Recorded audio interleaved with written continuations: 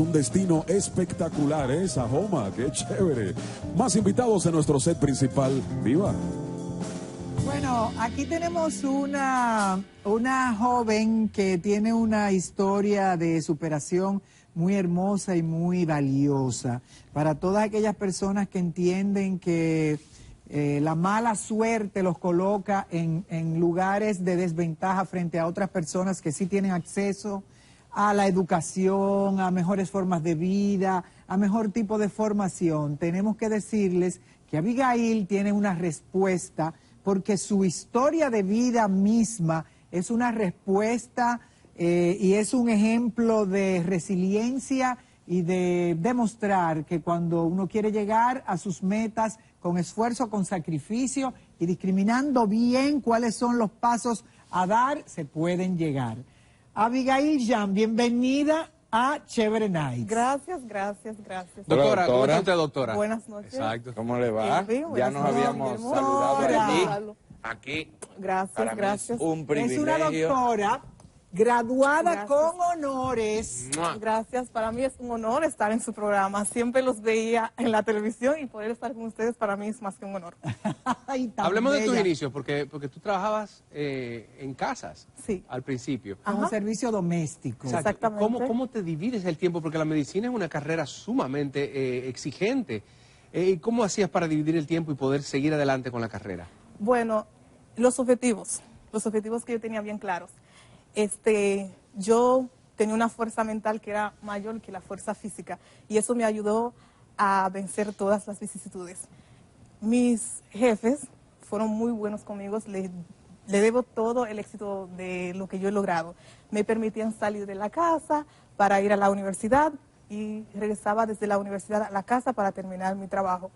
Y obviamente la noche era mi único tiempo para estudiar. Claro. Dormía poco para poder estudiar y ser un excelente estudiante. Y utilicé a mis compañeros de estudios, los mejores, como mi ejemplo. ¿Qué tú hacías en esa casa a la que tú llamas que tus jefes te permitían salir a estudiar? ¿Cuál era tu trabajo específico? Limpiar el piso, lavar ropas de todo tipo. Hay ropas que se pueden lavar a manos, otras que solamente a lavadora. Hay ropas que son muy delicadas que hay que lavarlas con mucha delicadeza. Y también planchar, tenía que planchar. Cocinar. ¿Quién? ¿Hay alguien, cuando tú estabas pequeña, alguien que tuviste, alguien que te dijo algo, que no te permitió llevar la vida que supuestamente era la que te tocaba? Sí. La persona más importante, que es mi madre. Ella, en vez de apoyar a sus hijos, en este momento hablo de mí, que la historia se trata de mí, en vez de apoyarme, siempre me decía, tú nunca vas a hacer nada, tú nunca serás alguien. Y eso, una alimentación en sentido contrario. Exacto. Claro. Y eso fue un límite. Por eso que yo les digo a los padres de apoyar a sus hijos, decirles cosas que puedan ayudarles a tener una autoestima para que puedan soñar. Vamos a empezar con hoy, me da mucha curiosidad el hoy. ¿Qué pasa con tu madre? ¿Qué dice ella ahora? Ella no me ha felicitado todavía, solamente sonríe. Sí, solamente sonríe y me dice, ay, qué bien.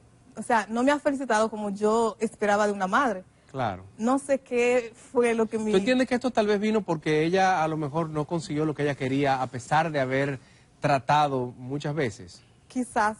Por eso que yo les digo a las personas de no dar siempre lo que reciben, porque siempre dicen que como a mí me maltrataban, recibía odio. Injusticia, yo tengo injusticia. Eres injusto luego. Tengo que también ser así con los demás. Sí. Yo pienso que la sociedad está ya repleta de odio, repleta de cosas que hieren al ser humano.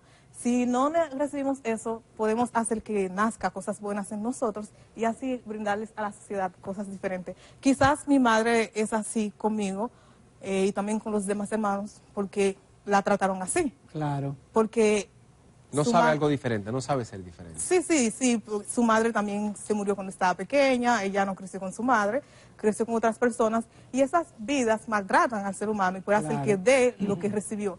Por eso trato de entenderla, yo trato siempre de aconsejarla. Y son cosas que yo me doy cuenta que hiere tan profunda al ser humano y es un poquito difícil superarlas. Pero la gente te ve ahora, Abigail, y te ve muy bien vestida, te escucha hablando muy correctamente, y a lo mejor personas que han tenido infancias muy golpeadas piensan, ah, no, pero mira, ella no es como yo. Vamos a hablar de tu infancia, vamos a hablar de Abigail pequeña, en qué seno familiar tú naces, cuántos eran los hermanos y cómo fue tu llegada a esa familia. Bueno, crecí con mi madre. Mi madre tiene 5 hijos de padres diferentes todos. Mis primeros hermanos mayores vivían con su familia paterna. Paterna. O sea, eran tu mamá y tú. Y 2 hermanos más pequeños, 2 primos más en la casa. Éramos 5, pero yo la mayor, porque mis 2 hermanos mayores no vivían con nosotros. Yo no los conocía, los conocí en la adolescencia. Yo siempre quería conocerlos y fue en la adolescencia que los conocí. ¿Y de qué dependía el sustento de la casa? Bueno, mi madre es modista. Ella es modista, trabajaba como modista. Y su hermana mayor, la madre de los 2 hermanos más pequeños, también ayudaba en la casa porque ella vivía en otro país y podía ayudar. Pero luego mi madre vino aquí a República Dominicana porque yo no crecí aquí en República Dominicana. Crecí en Haití, en la frontera con Pedro Santana. Y cuando mi madre vino, como nunca fue una madre muy ejemplar, no ayudaba mucho, pero cuando vino dejó de ayudar en absoluto. Wow, te dejó al mando de todo el resto de la familia. Exacto. Y mi padre, que tampoco dio, hasta ahora no ha dado nada, yo no tenía sustento de nadie y yo quería seguir estudiando. Mis compañeros los veía siempre como un ejemplo. Yo los veía con sus familias felices, quería siempre ser como ellos. Yo siempre imitaba a mis compañeros. Los veía felices, decía, ok, tengo que ser feliz así algún día. Y los Pero veía... mientras eso pasaba, tú tenías que guayar la yuca para que tus hermanitos y tu primito comieran. Exacto. Y ahí fue que empezaste a trabajar como doméstica. no todavía. Yo trabajaba en ese momento cargando sacos en la frontera porque yo tenía 10, iba a cumplir 11 años. No hay trabajos dignos en la frontera y yo recibí muchas ofertas. Hay hombres diciendo, si tú permites que yo te haga esto, te doy dinero. Y veía a mis compañeros en la escuela haciendo cosas diferentes. Sus padres le ayudaban y nunca hablaban de cosas como las que mencionaban esas personas.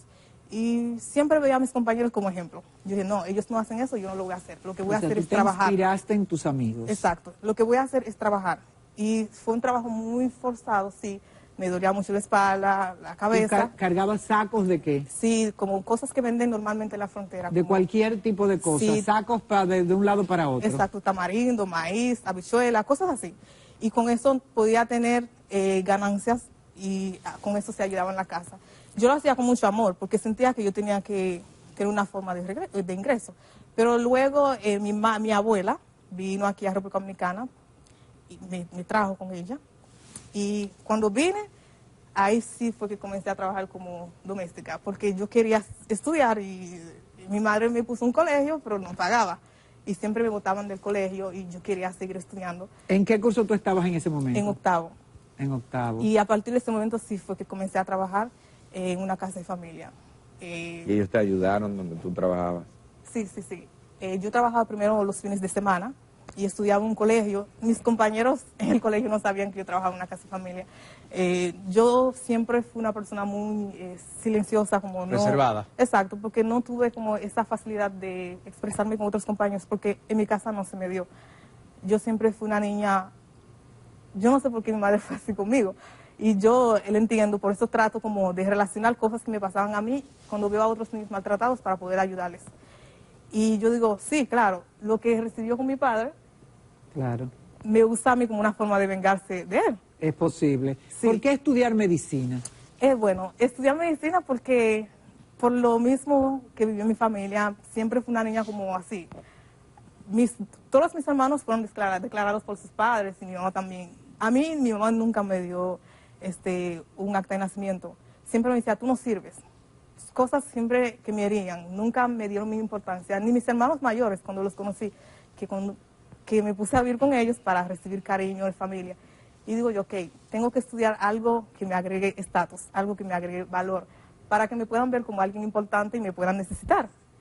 Y pensé en muchas carreras importantes como ingeniería civil, turismo, medicina, leyes, pero pensaba en lo que recibía la persona al final. Yo dije, bueno, el abogado lo van a llamar licenciado, quizás me digan licenciada y como algo así. Yo dije, al ingeniero le dicen ingeniero, es muy lindo, pero ingeniera, ok. Digo yo, medicina, van a llamarme doctora, es más fuerte. Digo yo, es más fuerte. Decirme doctora le va a pesar y van a recordar de todo lo que me decían, que tú no ibas a hacer nada, eres un inútil. Y para que vean de que de una situación negativa se pueden sacar grandes logros. Claro, no solamente eso, que tú has devuelto todo lo que tú no recibiste. O sea, de dónde tú te nace esa fuerza interna, cómo te comunicabas en la noche, qué tú pensabas, porque tú estás dando en la medicina totalmente lo contrario a lo que viviste. Estás cuidando a la gente, no te cuidaron, estás sanando, nadie te curó, nadie te sanó. Eres una persona que habla del amor, de agradecimiento, que nadie lo tuvo contigo. ¿De dónde sale esa fuerza interna y esa bondad? Ese compromiso, esa nobleza, esa bondad. Bueno, al principio siempre estuvo porque los niños nacen felices. Lo que los hace felices son las cosas que reciben de la sociedad. Circunstancias. Exacto. Yo nací feliz. Ahora, cuando fui creciendo, no pude seguir siendo feliz porque no encontraba felicidad en mi hogar. Pero luego que me convertí en una persona odiosa y vi como que en vez de ser feliz me hacía más infeliz. Hacía más daño. Exacto. Por eso que al final del libro hablo de la importancia de olvidar el rencor. Entonces, yo, para ser feliz y poder sanar todo lo que yo viví, doy lo que no recibí. Ok, entonces mencionaste el libro y qué bueno que lo hagas para poder hablar precisamente de eso mismo. Le gané a la pobreza, se llama tu libro. Pero no es nada más un asunto económico de lo que trata, sino también de la superación personal en todos los términos, ¿no? En todos los términos. Esa pobreza interna del ser humano también. Sí. Todos sabemos lo que es la pobreza. No es importante hablar yo sobre la pobreza. Sabemos ya que es la... Tú la defines muy bien en tu libro. Sí. Y hablas de las causas de la pobreza también. Exacto, que todos lo conocemos. Ahora, yo lo que quiero hacer entender es, sabiendo que la pobreza es la carencia de lo que uno necesita para sobrevivir, ¿qué es lo que conlleva a que exista la pobreza? A mí lo que me interesa de la pobreza son los factores. O sea, para que haya una causa deben haber factores. Entonces, la pobreza no existe por sí sola. La pobreza existe porque existen factores que la constituyen, como la ignorancia, que la ignorancia es lo mismo que falta de inteligencia. La ignorancia es cuando una persona... desconoce cosas. Exacto. Entonces, cuando una persona no conoce algo, lo ignora. Y eso se corrige con educación. Mi madre me encaminó hacia el camino de educación, aunque no siguió. Entonces, ya que yo conozco la importancia de la educación, trato de educarme más y estoy venciendo un factor importante de la existencia de la pobreza. Bien, un factor vencido. Otro factor que es la enfermedad. En este contexto no estoy refiriéndome solamente a un deterioro fisiológico, anatómico o bioquímico, sino también a la carencia de bienestar social y emocional, cosa que yo no tuve. Entonces, al yo tratar de ser una persona feliz, al ser una persona que trato de dar lo que no recibo, estoy venciendo el factor. Pero no solamente en esa parte. Cuando un niño en su casa está siendo maltratado, se le está privando su libertad, claro. Este niño nace, crece aislado, sin personalidad, no sueña, no quiere como estar con otras personas en la sociedad porque siente como que su vida no vale la pena, no tiene importancia. Y yo trato de vencer eso porque sí crecí sin personalidad. ¿Alguna vez desmayaste en ese propósito de seguir adelante y de lograr tus objetivos? ¿Alguna vez dijiste, esto no va a valer la pena, yo no voy a llegar a ningún sitio? Tal vez tienes razón. Tal vez tiene razón mi mamá. Sí, pero el coraje que yo tenía, la rabia que yo tenía con ellos y también con mi familia paterna, porque mi familia paterna es una familia con recursos económicos y buena educación. Por eso que mi madre no la tiene todo lo contrario. Por eso que nunca quisieron que su hijo le diera un apellido a una niña de una familia así. Y todo eso me daba más coraje. Yo dije, ok, no quieren recibir en su familia porque tienen educación. Yo les voy a enseñar que siendo pobre... Puedo ser tan educada como ellos. Porque no hay que nacer... ¿Y nunca te has vuelto a reunir con tu papá? Sí, sí. Yo, luego de tantas cosas, porque siempre sentía ese vacío. Siempre sentí ese vacío. Le digo que la familia es muy importante. Por mucho que uno trate de ser fuerte, la familia es muy importante. Uno siempre siente un vacío. Y yo fui a la edad de 21 años. Yo recuerdo que fue en mi primer semestre en la universidad. Yo pedí un permiso en mi trabajo, que me lo dieron porque se murió una hermana de mi papá. Y yo utilicé ese permiso para conocer a la familia, porque yo no la conocía. La mayoría vive en Estados Unidos, otro en Francia, así. Como se muere una hermana, va a estar la mayoría... Exacto, pido un permiso. Y cuando llego, sí, pude tener la oportunidad de conocer a la mayoría. ¿Qué le dijiste a tu papá? ¿Tu papá te reconoció la primera vez que te vio? No, él sí me había visto cuando estaba pequeña. No crecí con él, pero sí me había visto cuando estaba pequeña y al verme en cualquier momento me podía reconocer porque me parezco mucho a él. Entonces tú fuiste donde él y ¿qué le dijiste? Sí, yo solamente le pregunté que por qué ustedes siempre me tienen así. Y me dice, no, la culpa la tiene tu madre, porque nunca quiso que yo te reconociera como hija. Y yo le dije, pero ella me dice algo diferente. Lo contrario. Exacto. Y comencé a pensar en otras cosas y digo, ok, ya yo entiendo lo que está pasando. Yo me doy cuenta que nadie quiere ser pobre, nadie quiere saber de lo desechado. Por eso que su madre ni siquiera lo apoya para darme el apellido de su familia, porque ven como que no merezco ser parte de su familia. Comienzo como a analizar todo y digo yo, sí, yo me doy cuenta que tengo que estudiar. Yo me doy cuenta que tengo que ser algo muy importante que no esperaban para que se sorprendan.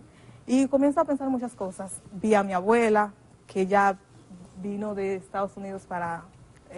¿Te conocía tu abuela? Sí, sí. Yo me acuerdo también que ella hizo una actividad muy importante en su casa. Invitó a toda la familia, gente que son amigos. Y yo soy familia. Y a mí nadie me invitó. O sea, de la exclusión de la persona como... que es un prejuicio fatal. Sí. O sea, si muy doloroso para una familia. Exacto.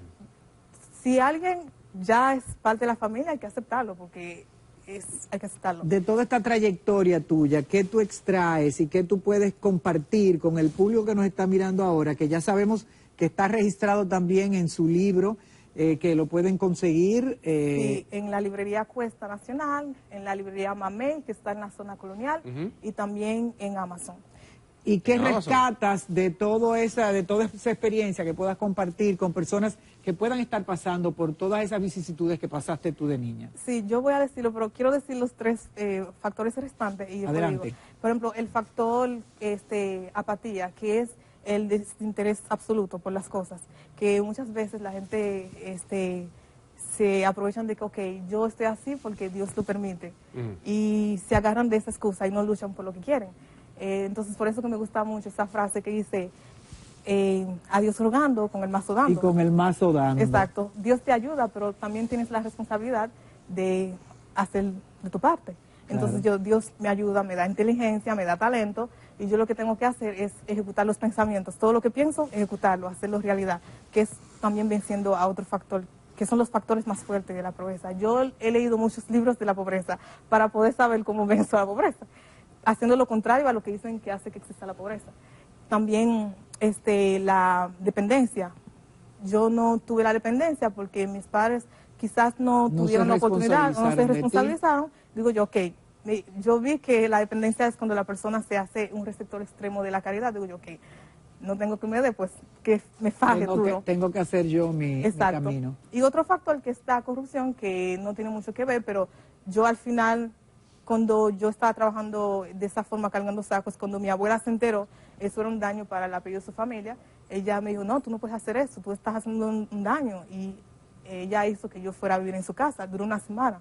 Comencé a pensar, ok, estoy bien, pero mis hermanos no están, mi abuela tampoco. Y yo le dije, no puedo seguir así, a menos que usted me ayude a mí y también ayude a mi abuela y mis hermanos. O sea, siendo justo y de forma equitativa distribuyendo las cosas, también venciendo a los 5 factores más grandes de la pobreza.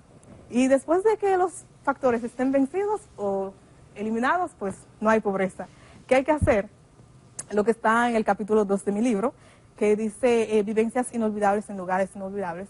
En el capítulo 2.1 yo tengo que hay que adaptarse a los cambios, Claro. no resistir a ellos. Los cambios son importantes, porque como dice una frase muy linda de Confucio que dice, si el ser humano pretende felicidad y sabiduría constantes, tiene que acomodarse a los cambios.